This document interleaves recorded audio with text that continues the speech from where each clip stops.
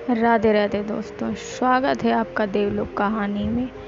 ओम नमो भगवते वासुदेवाय नमः। ओम नमः शिवाय। दोस्तों, आज हम आपको योगिनी एकादशी व्रत कथा सुनाएंगे, जिसको सुनने से मोक्ष की प्राप्ति होती है, सभी कष्ट दूर होते हैं। दोस्तों, आप हमारे वीडियो के अंत तक बने रहें, वीडियो को बीच में छोड़ के ना जाएं, नहीं तो भगवान विष्णु का अनादर होता है।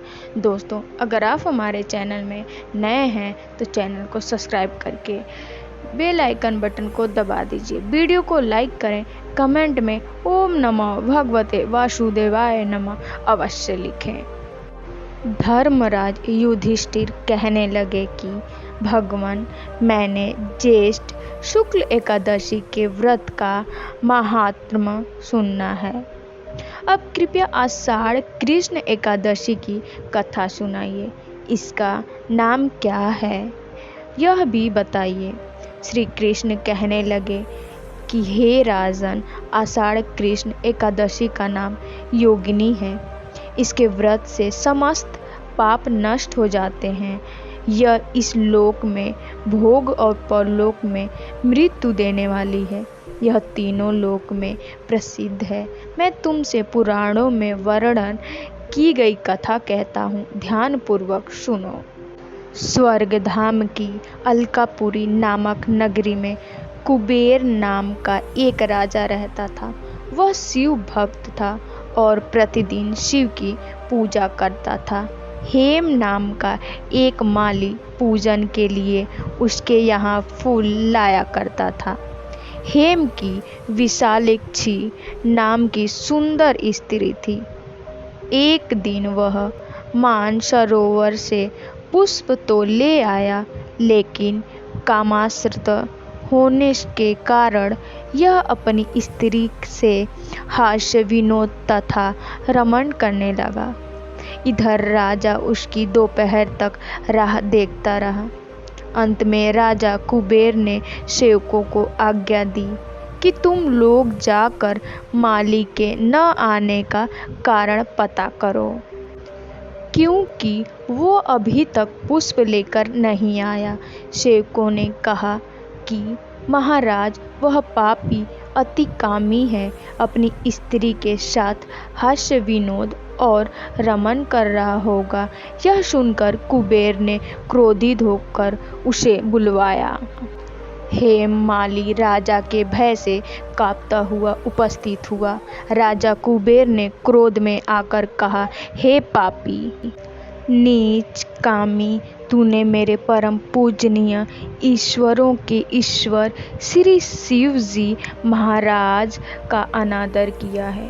इसीलिए मैं तुम्हें श्राप देता हूँ कि तू स्त्री का वियोग सहेगा और मृत्युलोक में जाकर कोढ़ी होगा। कुबेर के शाप से हेममाली का स्वर्ग से पतन हो गया और वह उसी क्षण पृथ्वी पर गिर गया। भूतल पर आते ही उसके शरीर में श्वेत कोढ़ी हो गया। उसी स्त्री भी उसी समय अंतर्ध्यान हो गई। मृत्युलोक में आकर माली ने महान दुख भोगे। भयानक जंगल में जाकर बिना अन्न और जल के भटकता रहा। रात्रि को निंदा भी नहीं आती थी, परंतु शिव जी की पूजा के प्रभाव से उसको पिछले जन्म की स्मृति का ज्ञान अवश्य रहा। घूमते घूमते एक दिन वह मार्कंडेय ऋषि के आश्रम में पहुंच गया, जो ब्रह्मा से भी अधिक वृद्ध थे और जिनका आश्रम ब्रह्मा की समान के समान लगता था। हेममाली वहां जाकर उनके पैरों में गिड़गिड़ाने लगा। उसे देखकर मार्कंडेय ऋषि बोले, तुमने ऐसा कौन सा पाप किया है जिसके प्रभाव से यह हालत हो गई है? हेममाली ने सारा वृत्तांत कह सुनाया। यह सुनकर ऋषि बोले, निश्चित ही तुमने मेरे सम्मुख सत्य वचन कहे हैं। इसीलिए तेरे उद्धार के लिए मैं एक व्रत बताता हूँ। यदि तू आषाढ़ मास के कृष्ण पक्ष की योगिनी नामक एकादशी का विधि पूर्वक व्रत करेगा तो तेरे पाप सब कष्ट दूर हो जाएंगे। यह सुनकर हेममाली ने अत्यंत प्रसन्न होकर मुनि को साष्टांग प्रणाम किया। मुनि ने उसे स्नेह के साथ उठाया।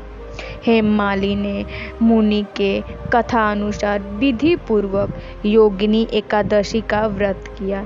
इस व्रत के प्रभाव से अपने पुराने स्वरूप में आकर वह अपनी स्त्री के साथ सम्मुख सुखपूर्वक रहने लगा।